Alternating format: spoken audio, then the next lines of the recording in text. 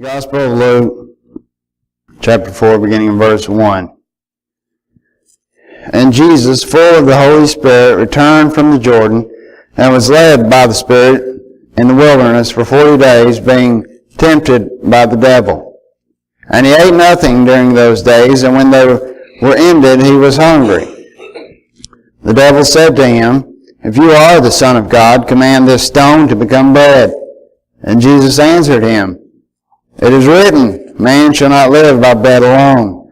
And the devil took him up and showed him all the kingdoms of the world in a moment of time, and said to him, "To you I will give all this authority and their glory, for it has been delivered to me, and I give it to whom I will. If you then will worship me, it will all be yours." And Jesus answered him, "It is written, you shall worship the Lord your God, and him only shall you serve." And he took him to Jerusalem, and set him on the pinnacle of the temple, and said to him, "If you are the Son of God, throw yourself down from here, for it is written, he will command his angels concerning you, to guard you, and on their hands they will bear you up, lest you strike your foot against the stone." And Jesus answered him, "It is said, you shall not put the Lord your God to the test." And when the devil had ended every temptation, he departed from him until an opportune time. Let us pray. Father, we thank you that your Son came and endured temptation, Father, for our sake and for your glory. Pray that you will give us, help us to hear your word this morning, and that you will be glorified in all that is said and done. And we ask this in Jesus' name. Amen. People talk about fulfilling their destiny. And I've been reading this series of books about this boy who comes from a poor family. And even in the family, he's kind of shunned. Well, he's not kind of shunned. Everybody hates him. They don't like him. And so he is really, as far as the world knows, insignificant.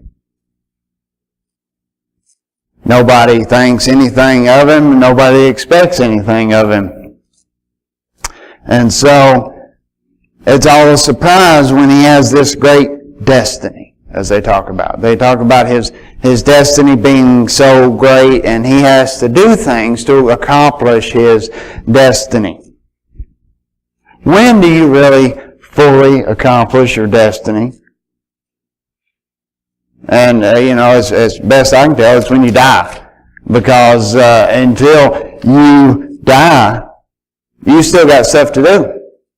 You still have things to do and people to see and deadlines to keep and all that other stuff, So our destiny is never really complete.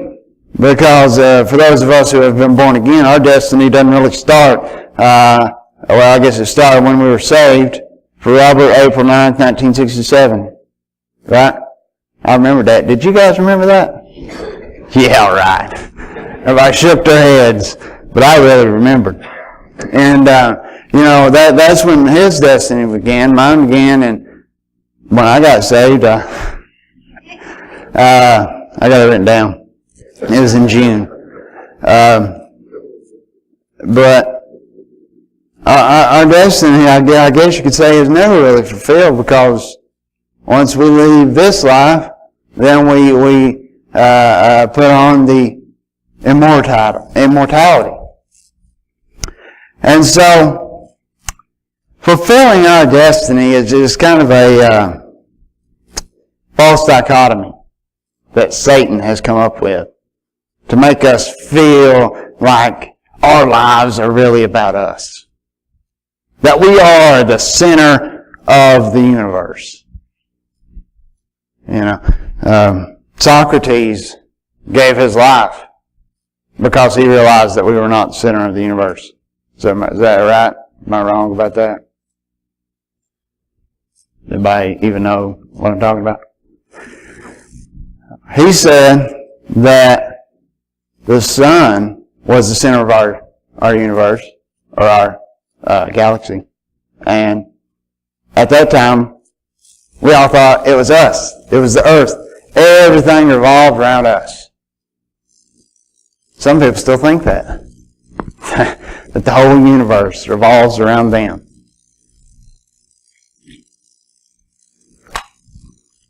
That's what Satan tried to get Jesus with.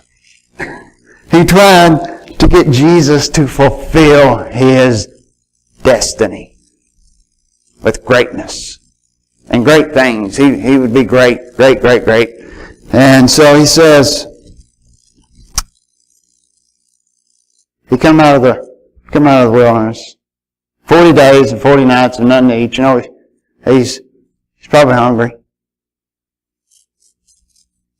And he says, turn this stone into bread if you are the Son of God. Now,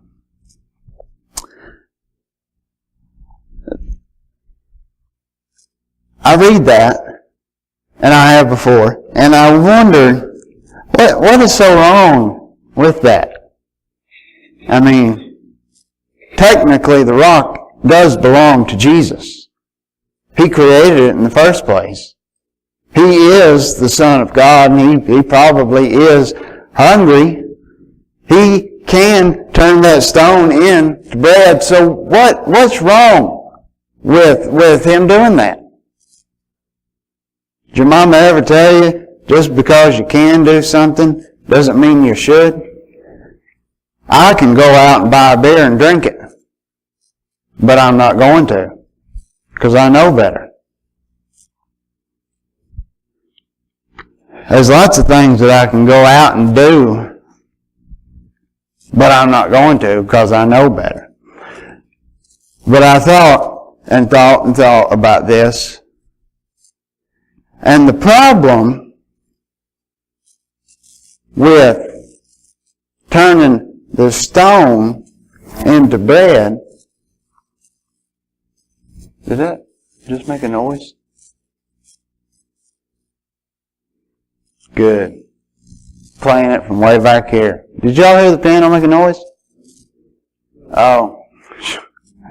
That's what I was saying, you may. I'm sorry. I should have just kept talking.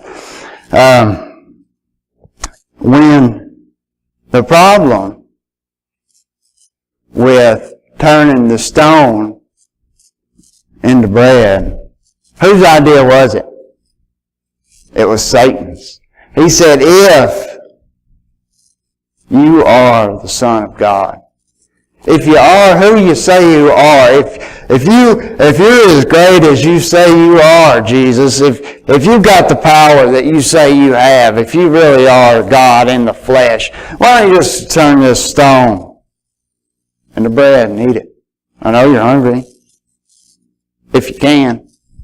You know, he's kind of saying, I tripled up a dog dare you. And that's really something when you tripled up a dog dare somebody. I bet you a lot of you hadn't even heard of that. You know, I don't even know what you do when somebody tripled up a dog dares you and you don't do it, because I never not done it.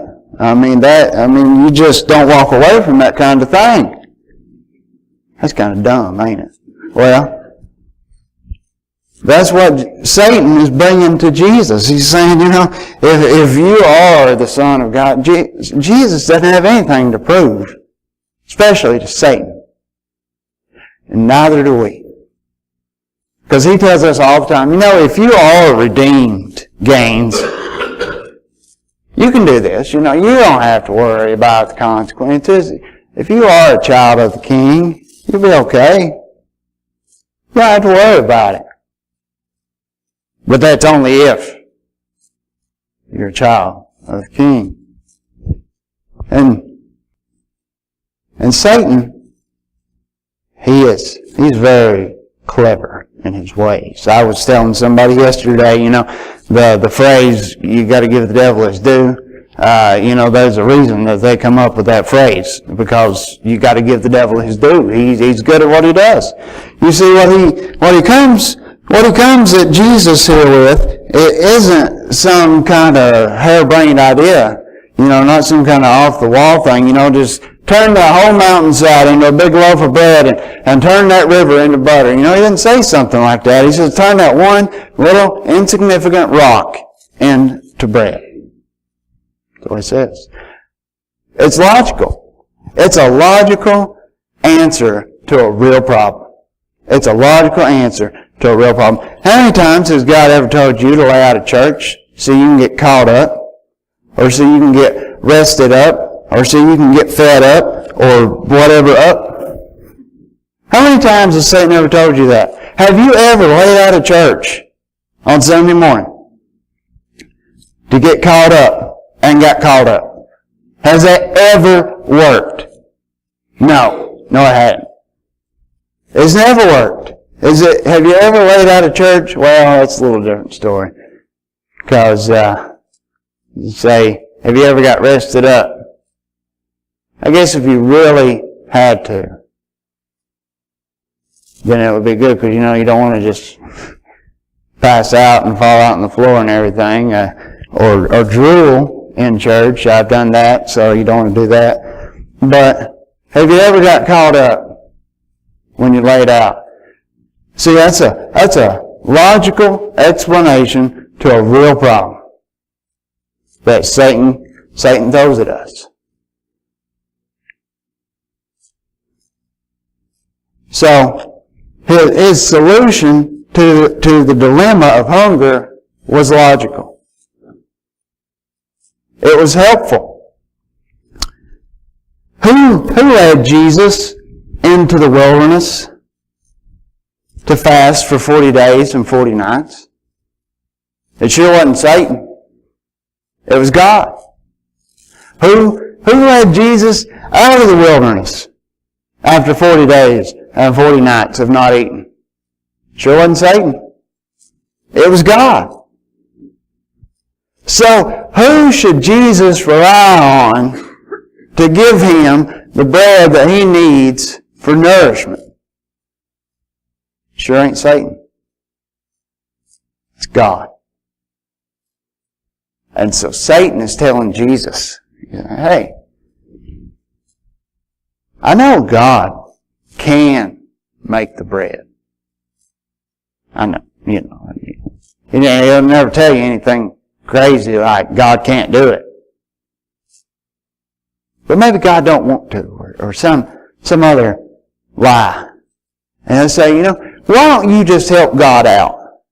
Why don't you just give God a hand? God could really use you on this, Gaines.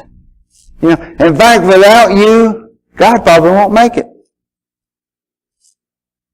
Ever told you that? Because God was accomplishing great things long before I ever came along. And He'll be accomplishing them long after I'm gone. God don't need me for nothing.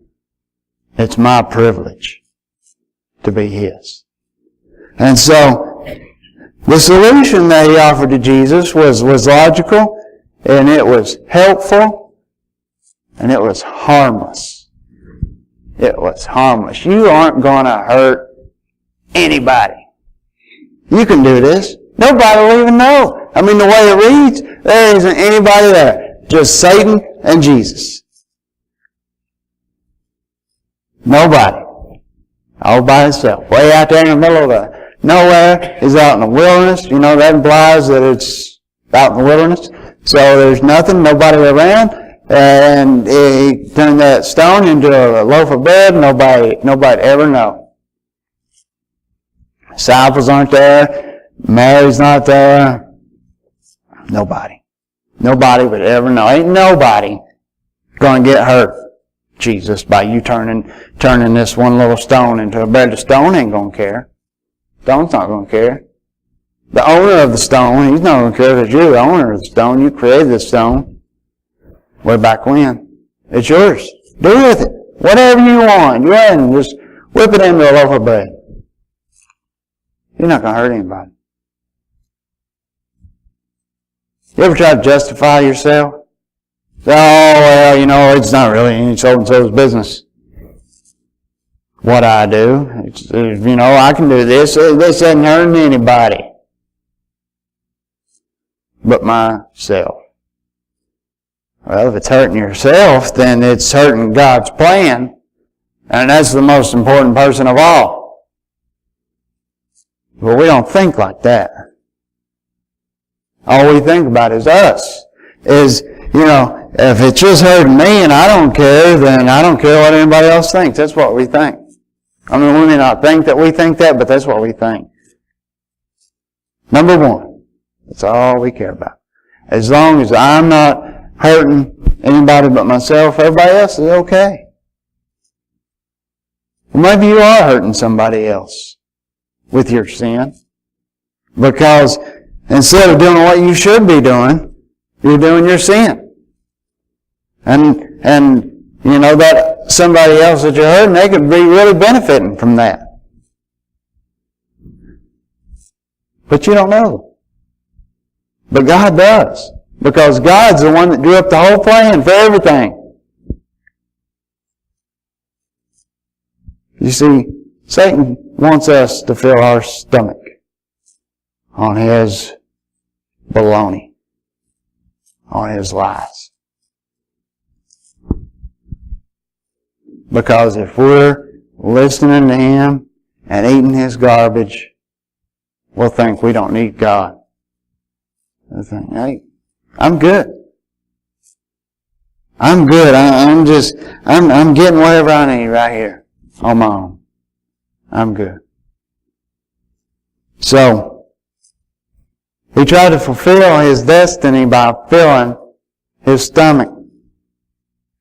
He also tried to fill his desires. He tried to fill his desires. He said, the devil took him up and showed him all the kingdoms of the world in a time and said to him, to you I will give all this authority and their glory, for it has been delivered to me, and I will give it to whom I will. Now, he didn't say I'll give it to you. But where did he get the authority and the glory that comes with owning the entire world? Who gave that to him? He didn't create the planets. He didn't create this world. He didn't create the people in it. He didn't make it run the way that it works. He didn't create the bodies of water. He didn't create the sunshine and the moonlight and love and peace and everything. He didn't make all that. Who gave it to him? Sure wasn't God. He's lying. He's lying. He's promising something that he can't give. You ever do that? You ever promise something that you can't give? Now, I used to sell cars. And I used to promise stuff that I couldn't give all the time. They told us to do that.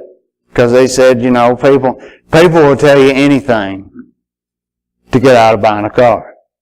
And, that's not right. I mean, if you step on that lot, you should have to buy a car. That's just the rules. As long as it ain't Sunday. In Indiana, it's against the law. So nobody buy a car today. But I would tell people just whatever, Well, I would buy this if it had new tires. Well, I'll get you new tires. Well, I'd buy it if it had a roof rack. Well, I'll get you a roof rack.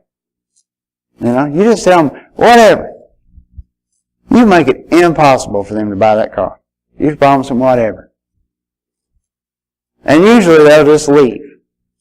Or there's, I'll be back. Like Arnold Schwarzenegger. I'll be back. And then they never come back,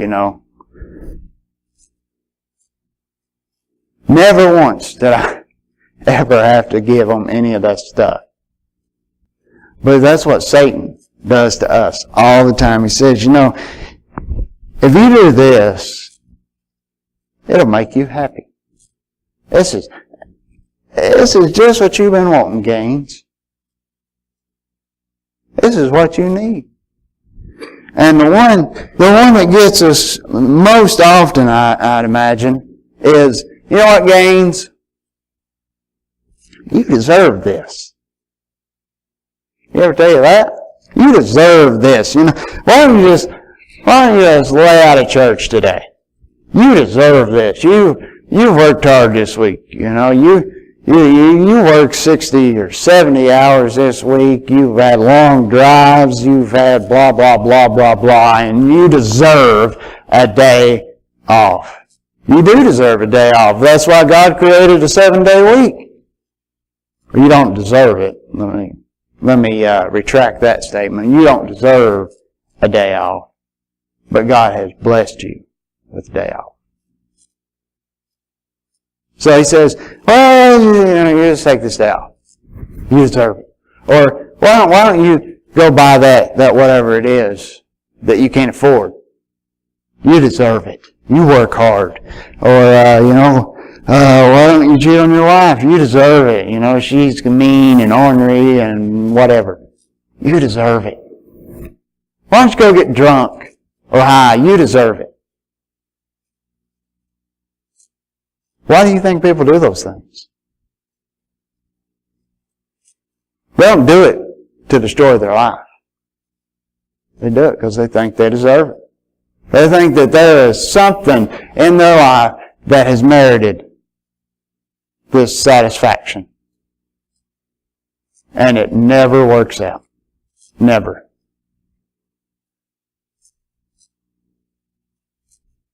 Never. I mean, you ever seen a 70 or 80-year-old person who was sober and clean their whole life who said, I wish I'd have turned to drugs and alcohol when I was a young man? You ever seen that? No, you've never seen that because that does not exist. They're glad that they never turned to drugs and alcohol. Because it'll just lead you to hell. It will. Every time. So, he tries to get Jesus to fulfill his destiny through his plan, through Satan's plan, by filling his stomach, fulfilling his desires, and by fulfilling his greatest fantasies.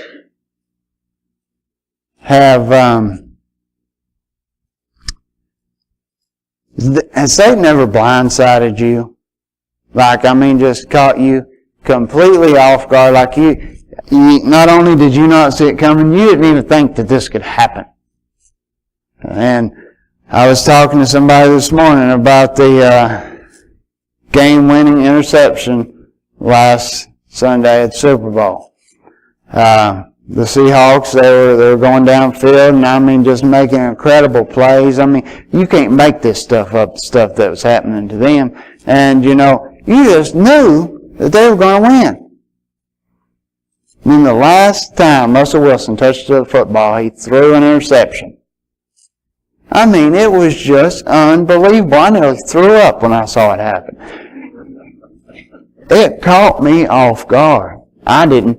Theoretically, I guess I knew an interception could happen. But I did not expect it at all. It was just unbelievable. Just came out of nowhere. Nobody expected it. Not even the Patriots. They were all blown away by it too. It was unbelievable. The impact that had. Satan does that on a much grander scale to us all the time. He'll throw something at us. Things that if we were ready for it, if we were prepared for it, it wouldn't get us. But it catches us off guard. But I read this, and I was talking to Ann about this. He takes Jesus to the pinnacle of the temple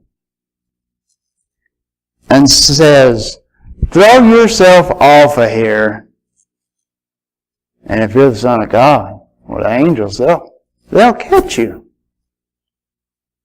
How is that tempting? How is that tempting? When I was younger, I would go out on the weekends, on Friday and Saturday evening, to search for my mate. I finally found her, so it works. But when I would go out, I'd say, I'll see y'all later. And they would usually respond with something like, don't do anything stupid, or don't go to jail. Things like that. I mean, I wasn't really tempted to go to jail or do something stupid. I mean, it was not in my, Dad, I had been sitting around for an hour trying to think of something stupid to do, and now you tell me I can't do anything stupid. It wasn't really tempting to me to go out and do something stupid. I mean, I did quite often, but it didn't appear stupid, until I got caught. But it wasn't really a temptation to me. I didn't really sit around and think up dumb stuff to go out and do.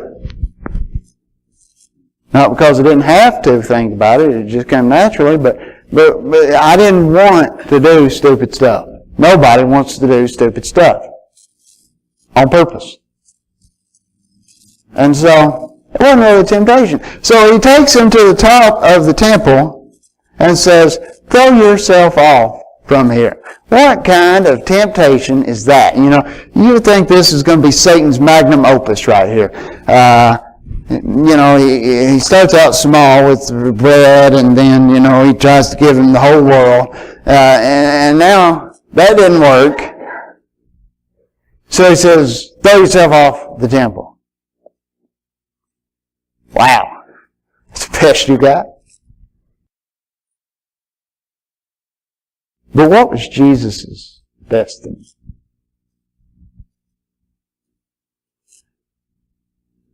We've already read of Jesus casting out demons. We saw that when he was baptized, the Spirit descended upon him like a dove. An audible voice from heaven said, this is my Son in whom I am well pleased. So Jesus knows that he is the Messiah. And he knows, I believe, what his fate is. That his own people would crucify him. He knew that the worst death that could ever happen to anybody, that he would be separated from the Father, that he would die this awful death. He knew that it was coming. But he knew that he would be resurrected from the dead. But what if God didn't come through? What if God was asleep when he was crucified, and the 3 days passed and God was still asleep, and the 3 days has passed, so it's too late to raise Jesus from the dead now. He thought, maybe I can get him to test God. Maybe he can test God and see if God can really come through for him. Because the context from Jesus' response when he says, you shall not put the Lord your God to the test. Well, in Deuteronomy 6:16, it says, don't put your God, Lord your God to the test like you did in Messiah. And what happened there was everybody, all the Israelites, they were griping and complaining about the water, or the lack thereof. They didn't have any water. And they said, Moses, give us some water, give us some water, we want some water.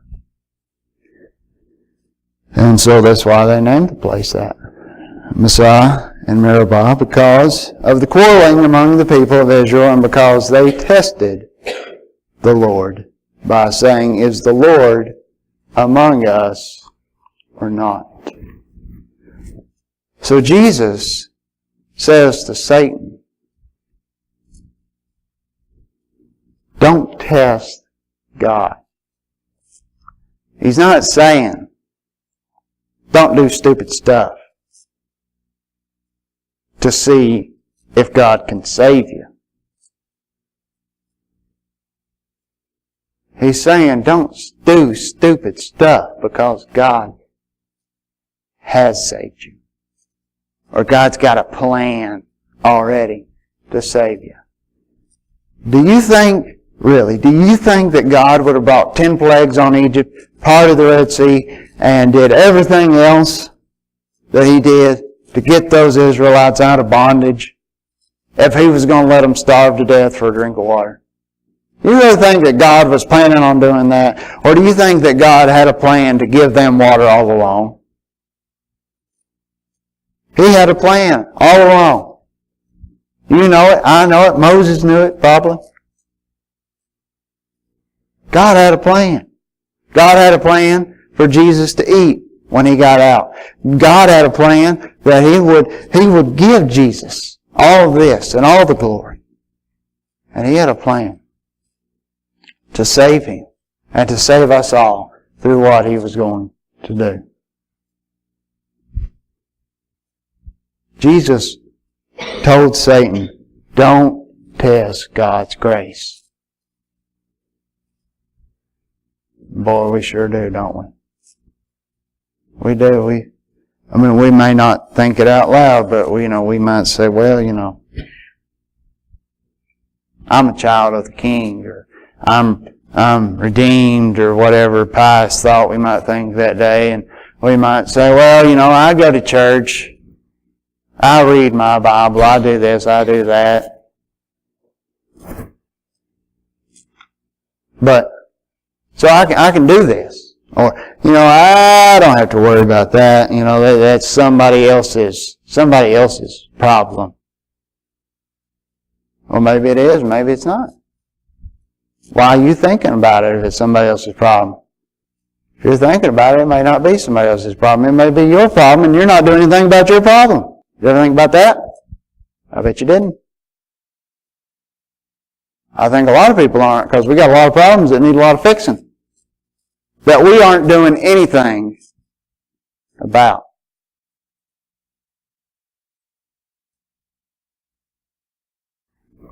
And the biggest problem is the lostness of mankind. Maybe you're here this morning and you aren't doing what you know you should be doing, or maybe you're doing something that you know you shouldn't be doing, or maybe you don't even know what you should be doing, or how you should be doing it, or for whom you should be doing. I invite you to come this morning as they come and get a song. And if during this invitation, if you don't feel comfortable with coming up in front of everybody, then come up afterward and say, I don't know. I don't know. I've just been wondering. And we'll talk about it.